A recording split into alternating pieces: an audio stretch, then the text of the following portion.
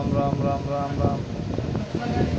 आत्म में परमात्मा दर्शा दीन दयाल, जन सुखिया जब फूटगी परम कर्म की पाल।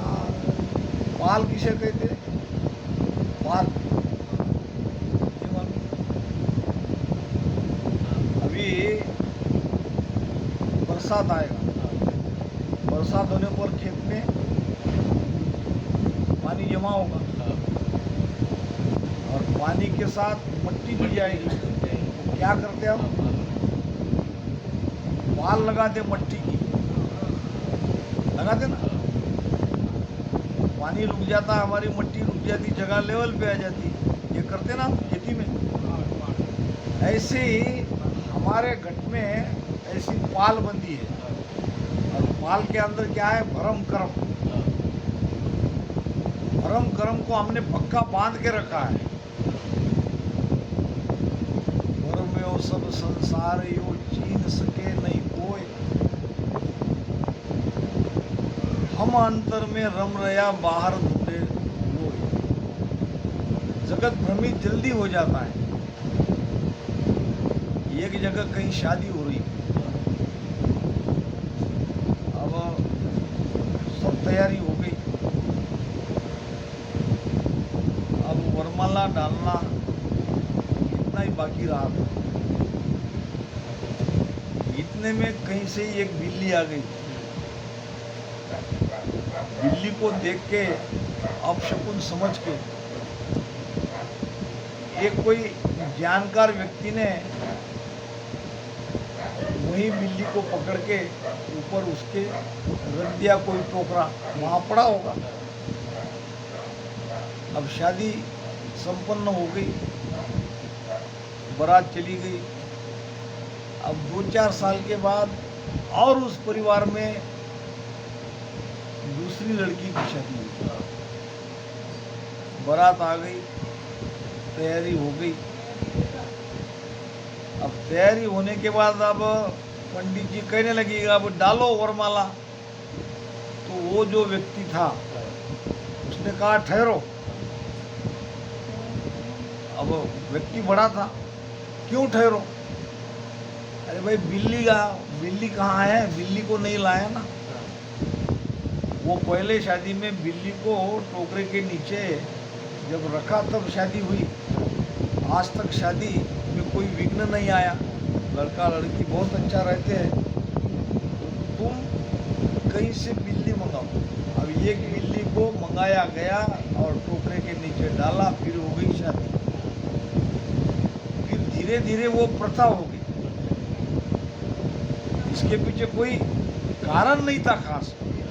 पहली बार घटना थी और दूसरी बार ऐसे ही एक गांव में शादी में एक नियम था, दूल्हे वाले को कम से कम 5,000 रुपये लड़की वाले को देना ही पड़ेगा, नहीं तो वो शादी नहीं हो सकती। अब धीरे धीरे ये प्रथा हो गई कि भाई कम से कम और कुछ दो मत दो, 5,000 तो तुमको देने हैं, क्योंकि ये हमारी प्रथा है, हमारा नियम है। अब एक लड़का लड़की से प्रेम करने लगा। लड़का था गरीब। अब जब शादी की बात हुई, सगाई की बात हुई, तो कहने लगे कि 5,000 तो देना ही पड़ेगा, तो शादी हो ही नहीं सकती। बिना 5,000 दिए कोई भी शादी ये प्रमाणित नहीं हो सकती और वो शादी आगे उसमें बाधा आएगी। अब लड़का लड़की ने बाहर ही शादी करके आ गए। उन्होंने कहा हमारी शादी को तो कई महीने गुजर गए, हम तो सुख से जीवन जी रहे। अब क्या तुम्हारा 5,000 हमको क्या मतलब है? जब हम दोनों राजी हैं, लड़की भी चाहती है मुझे, मैं भी लड़की को चाहता हूँ, बीच में तुम्हारे 5,000 का कोई मतलब नहीं है। ये तुमने अपने मनगढ़ंत ये प्रथा बनाई है। तो रूढ़िवादी परंपरा में ये सब होता है। ऐसे कई प्रकार के भ्रम हमने पाल रखे, बांध रखे अपने अंदर। तो महाराज कहते हैं, जन सुखिया जब फूट गई भरम कर्म की पाल। जब वो खेत की पाल फूट जाती है तो क्या होता है? सारा पानी बह जाता है, एक बूंद भी पानी खेत में नहीं रहेगा, क्योंकि वो फूट गई और पानी उसको बड़ा कर देता है। ऐसे ही जब भीतर में वो परम आनंद की उपलब्धि होती है, वो अनुभूति आपको आने लगती है, कोई भ्रम और कर्म शेष नहीं रहता है, सब चला जाता है। क्योंकि वो भ्रम कर्म की अभी तक जो हमने दीवार बना के रखी थी, पाल बना के रखी थी, वो पाल टूट गई, गई, कोई बाकी नहीं रहा। साई शरणे साधकी सायब है जनमा, जब देखो सुख राम जी गण मंडल घर जाए। परमात्मा कहाँ है? परमात्मा को कैसे पाया जाता है? दो प्रश्न का उत्तर है। एक राजा था, एक राजा के 3 प्रश्न थे, और जो कोई नगर में साधु संत आते थे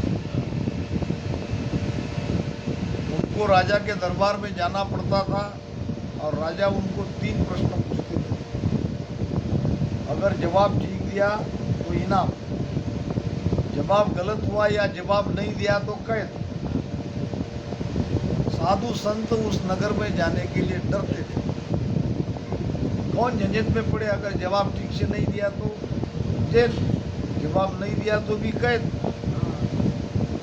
अब क्या पता हमारे अंदर वो ज्ञान है कि नहीं है, जवाब सही दे पाएंगे कि नहीं दे पाएंगे। तो उस नगर से दूर चले जाते थे। नानक साहब आए उस नगर में। अब जिसके घर पे आए उसने कहा कि महाराज आपको यहाँ नहीं आना चाहिए था। क्यों? हमारे राजा बड़े विचित्र स्वभाव के, न जाने कहाँ से 3 प्रश्न उन्होंने पकड़ के ले बैठे, और वही 3 प्रश्न सब साधु संतों को बुला के पूछता है। जवाब सही दिया तो ठीक, इनाम के हकदार, जवाब गलत दिया या जवाब नहीं दिया कैद में डाल देता है। तुम यहाँ क्यों आए? नानक साहब ने कहा है मैं उसी के लिए आया, इसलिए नहीं आया है कि मुझे उसका जवाब देना आता है, इसलिए आया हूँ कि उसका भ्रम निकाल दूँ। दोबारा वो किसी साधु संत को पूछे नहीं, तंग नहीं करे। संतों को कैद में डालना ये अच्छी बात नहीं है।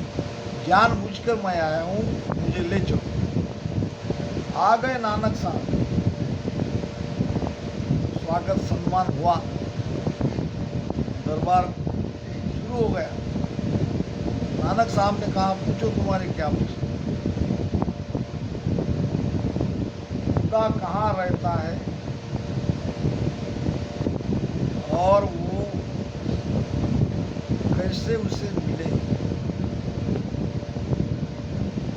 और खुदा क्या करता है?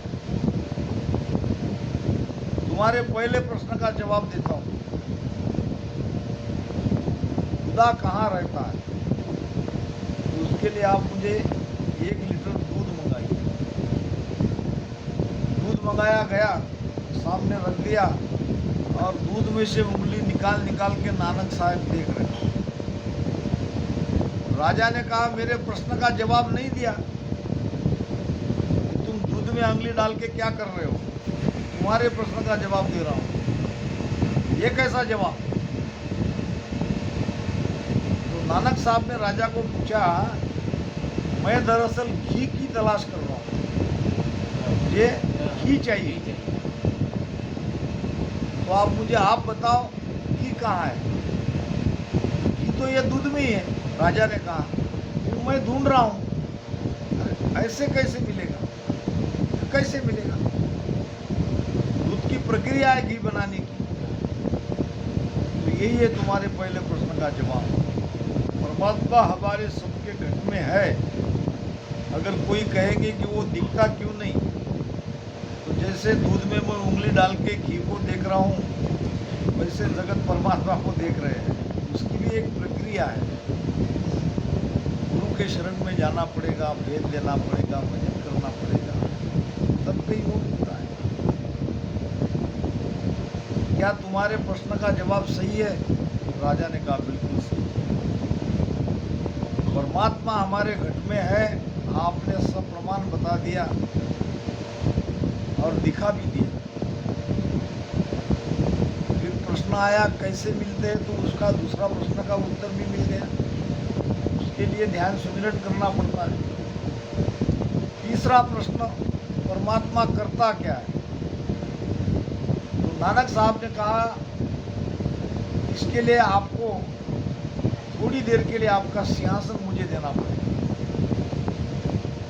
राजा उठ गए, मैं कहाँ बैठूं, तुम आप मेरी जगह आके बैठो थोड़ी देर के लिए, मैं आपका जवाब दूँ, बाद में आपका सिंहासन आप ले लेना, मुझे नहीं चाहिए।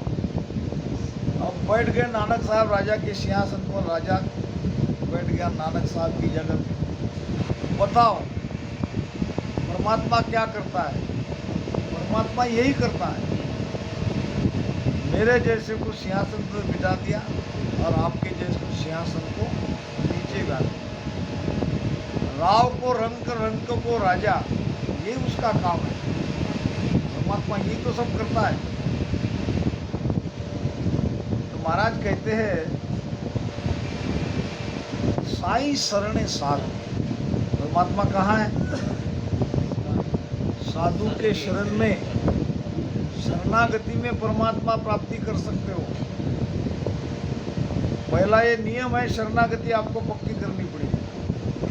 और साहेब है जन्माए, भक्ति करने वाले जन के अंदर परमात्मा है, मगर उसको पाने के लिए शरीरधारी सद्गुरु की शरणागति लेनी पड़ेगी।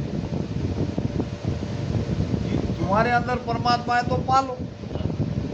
परमात्मा तो है ना तुम्हारे अंदर, पालो। कैसे पाते हो? नहीं पा सकते।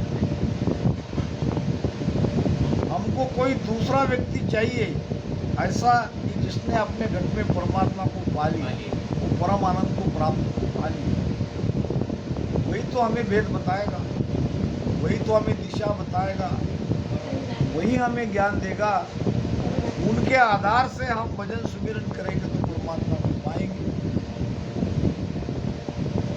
जब देखो सुखराम जी गिगन मंडल घर जाए, ऐसे संतों के बताए भेद से भजन करने पर ब्रह्मांड में गिगन मंडल में 10वें द्वार में गए, तब परमात्मा का दीदार हुआ। गिगन धड़ू क्या इंद्र बाजा बजे अनंत, जन सुखियानो दूरी चल्या श्याम दिस सन। परमात्मा का हमारा मेल मिलाप कब होगा, ये कैसे समझे भजन के अंदर? महाराज ने भजन में कहा है, बादल बीज बिना इंद्र काजे, तीन लोक के माए राम, बादल बीज बिना इंद्र गाजे, तीन लोक के माए।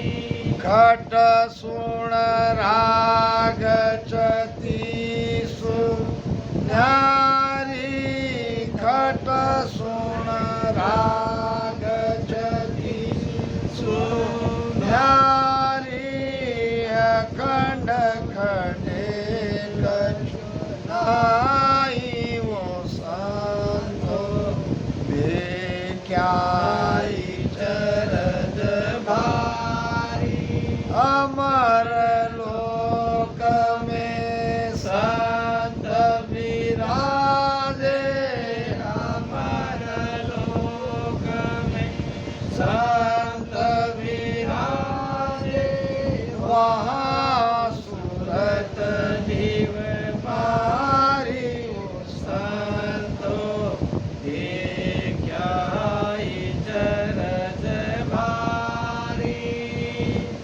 बरसात के मौसम में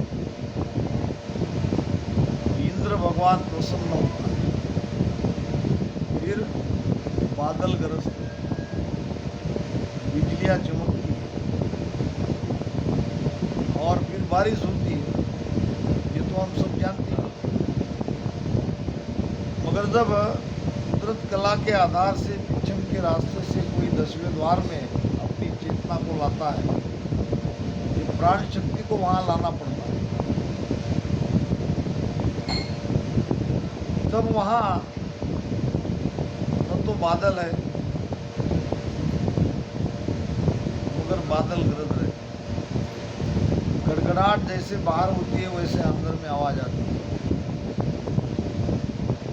बादल बीज बिना इंद्र गाजे, बिजली भी नहीं चमक रही है मगर रह रहे के बिरह आ रहा है आपको। बिरह रूपी बिजली बिरह तन बीज चमकने लागी, वजन में 100 बरसा। ऐसी शब्द की 10वें द्वार में गड़गड़ाहट होती है, गर्जना होती है और 3 लोग गूंजने लगता है। यहाँ अगर गड़गड़ाहट हुई, बहुत जोर से बिजली कड़कने लगी, गूंजते कि नहीं लोग, डरते कि नहीं? जैसे मृत्यु लोग डरता है वैसे स्वर्ग पाताल भी डरते हैं। ये बिजली चमकने से, आकाश की गड़गड़ाहट से 3 लोग गूंजने लगते हैं। वैसे ब्रह्मांड में इस शब्द की गर्जना होती है तो ये सारे 3 लोग गूंजने लगते हैं। बादल बीज बिना इंद्र गाजे, 3 लोक के माही, खटसूण राग 36। 6 राग और हर राग की 6 रागिनी, 36 प्रकार की राग रागिनियां सारे मिलके वो ध्वनि हमको सुनाई दे रही है। उनका एक सब मिलके एक कोरस होता है। ऐसी अनेक ध्वनि इकट्ठी होती है, अनेक प्रकार के राग इकट्ठे होते हैं और वो ध्वनि सुनाई देती है अखंड। भजन किए क्या नहीं किए, ये ध्वनि अखंड सुनाई देती है। हाँ, बीज यानी बिरह, बिरह ये बीज, बिरह तन बीज चमकने लगे।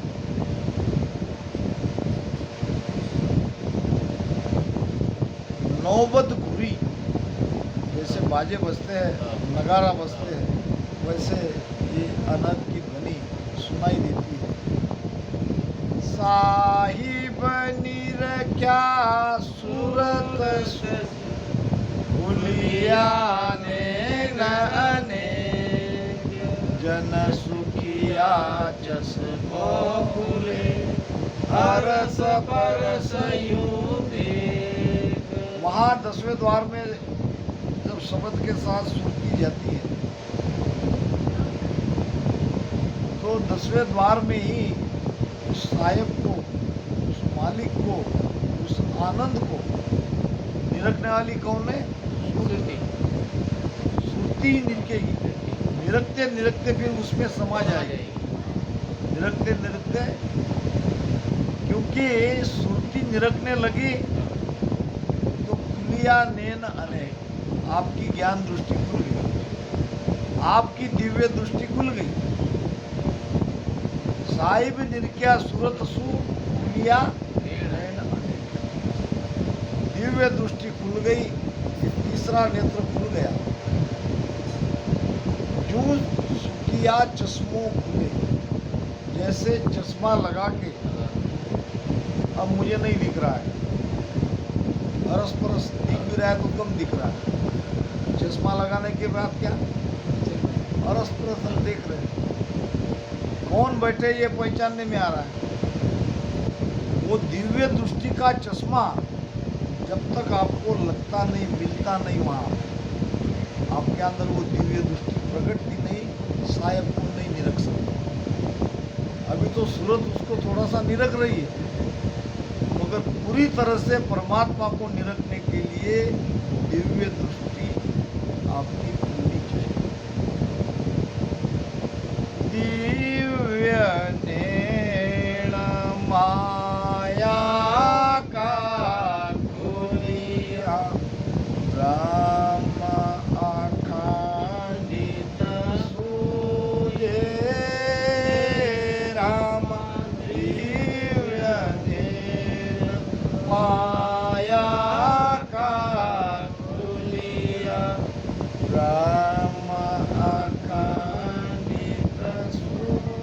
पूजे। हे सुख राम ब्रह्म का खुलिया, हे सुख राम ब्रह्म का खुलिया, परम धाम जन बूझे मन रे, मैं तो कछु न जानू। ब्रह्म का खुलिया, जन सुखराम ब्रह्म का खुलिया। ये ब्रह्म के नेत्र खुलने पर ब्रह्म धाम में जाएंगे, परमात्मा का दीदार करेंगे और ये नेत्र खुलते हैं।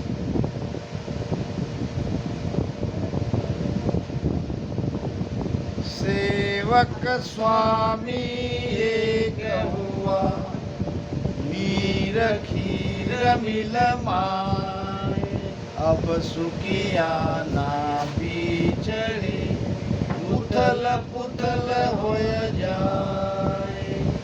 सेवक को और स्वामी को बोलो। 10वें द्वार में सेवक कौन है? दो तो वहाँ है, अगर दो वहाँ नहीं रहते तो महाराज सेवक और स्वामी की बात नहीं कही, और दोनों एक हो गए, नौकर मालिक दोनों एक। सेवक कौन है और स्वामी कौन है? नहीं लगाते अंदाज। सेवक है हम, भजन करने वाले, हम सेवक ही तो हैं। हम हमारे मालिक के नौकर नहीं, क्या परमात्मा के नौकर? उनकी आज्ञा में रहना चाहते हैं।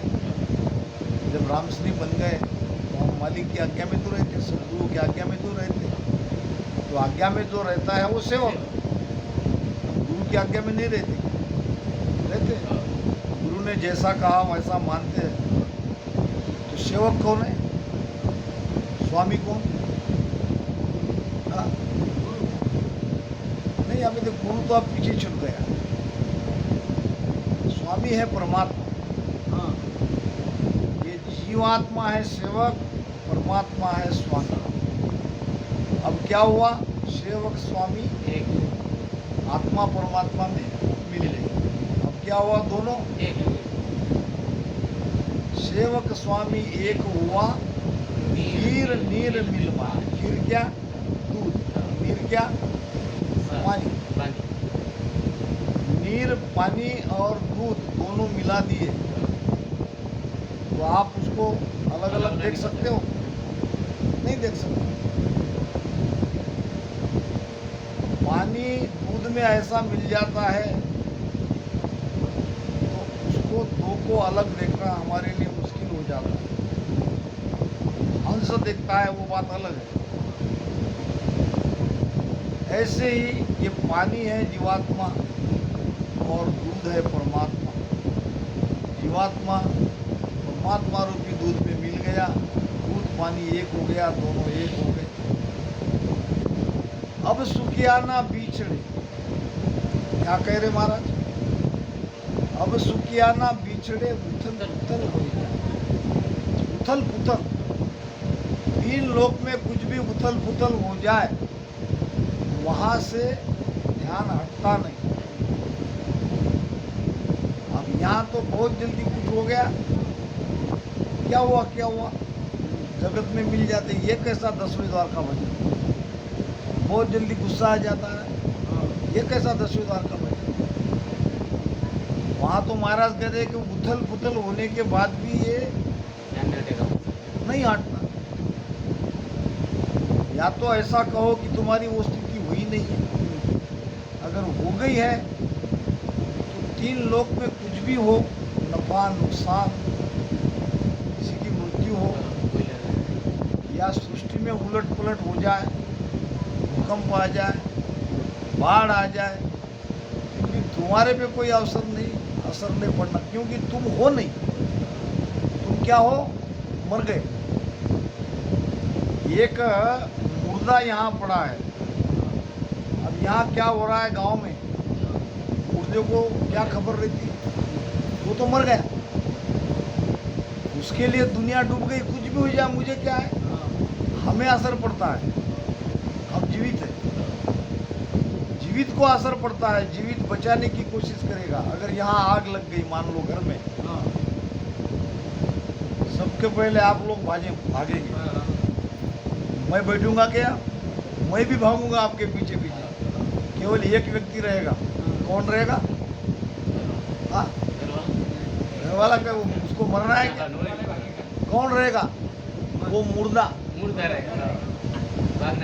रहेगा। उसको क्या मतलब है घर में आग लगी क्या? एक फकीर था, अपने आप को वो समझता था कि मैं परमात्मा को मिल गया और मुझे कोई दुनिया से मतलब नहीं। तो हमेशा वो उसकी एक मांग रहती थी, कोई मुझे ऐसा मिल जाए जो मुझे दुनियादारी से अलग कर दे। दुनियादारी से अलग कब होता है मनुष्य? जब वो मर जाता है। अब ये कहता है कि मैं मर गया, मैं सचमुच मर गया, उस परमात्मा में मिल गया, मैं जीवित हूँ नहीं, मैं दिख भी रहा हूँ तो हकीकत में मैं हूँ नहीं। तो वो कहता कब्र दो, कब्र दो, कब्र दो। कब्र समझते ना? मुसलमान लोगों को कब्र में डालते हैं, उसकी कब्र बनाते हैं, वो ताबूत में ले जाते हैं और वहाँ जाके गड्ढे में उसको डाल देते हैं, ऊपर से मिट्टी ढक देते हैं और उसकी एक कब्र बनाते हैं। कब्र समझ गए? निशानी रहती, अमुक अमुक इसकी एक कब्र, यानी हमारे इसमें जलाने की जगह या गाड़ने की जगह। तो वो कहता था कब्र दो, कब्र दो, कब्र दो, यानी मैं मर गया, अब मुझे ऐसी जगह दो कि जहाँ मैं निश्चिंत रह सकूं, मैं परमात्मा में मिल गया। अब एक सेठ जी ने किसी संत के लिए अपने घर के तहखाने में एक कमरा बनाया था और सेठ जी की इच्छा थी कि कोई ऐसे पहुंचे हुए महात्मा अगर मिलेंगे तो उसको यहाँ मैं रखूंगा। अब वो सेठ जी कहते थे मुर्दा दो, मुर्दा दो, मुर्दा दो, और ये कहता था कब्र दो, कब्र दो, कब्र दो। दोनों की हो गई मुलाकात। सेठ जी ने कहा तुमको क्या चाहिए? तो कब्र चाहिए। अरे कब्र तो मेरे पास है, मुझे मुर्दा चाहिए। ये क्या मैं मुर्दा हूँ? मैं जीवित किसी भी अंग से नहीं हूँ, मुझे कोई संसार से मतलब नहीं है, मैं परमात्मा से मिला हुआ हूँ। चलो, गया अंदर के तहखाने में रख दिया, डाल दिया। नौकर को कहा 2 टाइम इसको भोजन नीचे छोड़ना, वहां जाना नहीं, अगर खाए तो ठीक, नहीं खाए तो आग्रह नहीं करना। 6 महीने निकल गए, न वो बाहर निकला। सेठ जी को लगा बड़ा अच्छा संत है, सचमुच ये पहुंचा हुआ है, ये जीवित अवस्था में मरा हुआ है। अब एक दिन रात के 12 बजे के बाद सेठ जी के घर में कुछ खटपट की आवाज सुनाई दी। सब सोए हुए थे, शांत वातावरण में आवाज आती है। अब इसने विचार किया ये आवाज कैसी, जाके देखना चाहिए। दूसरी बार और विचार किया, मेरा देखना बाहर निकलना भी ठीक नहीं, मैं तो कब्र में हूं, मरा हुआ कोई बाहर थोड़ी आता है। आवाज की दिशा पे गौर से देखा तो दरवाजे के ताले तोड़ने की, तिजोरी के ताले तोड़ने की आवाज आई, क्योंकि वो तहखाना वहां नीचे ही था। अब वो समझ गया कि कोई चोर घुसा आया सेठ जी के घर में। अगर मैं अभी बाहर नहीं निकलता हूं तो सेठ जी का बड़ा नुकसान होगा। अब निकला बाहर, सचमुच देखा चोर ने सारा धन चुरा लिया, एक थैले में डाल के निकला। अब ये फकीर भी उसके पीछे पीछे निकला। अब चोर को लगा जरूरत से ज्यादा धन आज मैंने चुरा लिया है, अकेला तो मैं नहीं उठा पाऊंगा, इसको यहीं कहीं छुपाता हूं और कल एक साथी लाके ये ले जाऊंगा आधी रात में, दूसरे दिन लेके जाना ही है। हाँ। अब जहां उसने धन जमीन में गाड़ दिया, ऊपर से निशानी रख दी, ये चोर ने देख लिया, ये फकीर ने देख लिया। चोर चला गया, फकीर अपने कब्र में आ गया। थोड़ी देर में दिन निकल गया, चिल्लाना रोना पिटना शुरू हो गया। सेठ जी का सारा धन गायब। सेठ जी भी नाराज, सेठानी रोने लगी। अब ये बाहर निकला कहने के लिए कि सेठ जी चिंता मत करो, आपका सारा धन सुरक्षित है और चलो मेरे साथ। और वो धन निकल गया। इसने देखा ही था ना सब। सेठ जी के चेहरे को देखा कि सेठ जी का चेहरा दुखी था। फकीर ने कहा, सेठ जी इतना सारा धन आपको आपका वापस मिल गया, आप दुखी क्यों? आपको तो खुश होना चाहिए। तो सेठ जी ने कहा, मैं इसलिए दुखी हूँ कि मुर्दा जीवित हो गया।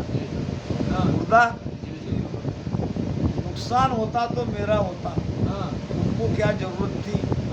तुम तो कब्र में गए ना, कब्र में से तुम बाहर क्यों निकले? कब्र में से तुम बाहर निकले, ये मुझे बहुत पीड़ा दे रही है कि मैंने तुमको समझा क्या था, तुम क्या निकले।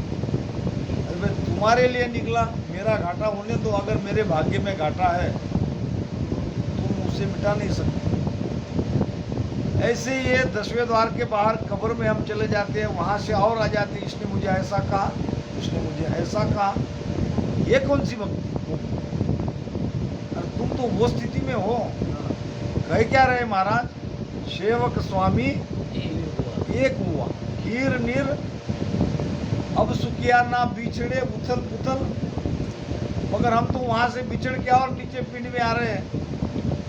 घर का सारा काम देख रहे, व्यवहार देख रहे, सब हमको समझ रहा है। ये कैसी स्थिति? ये स्थिति नहीं होनी चाहिए।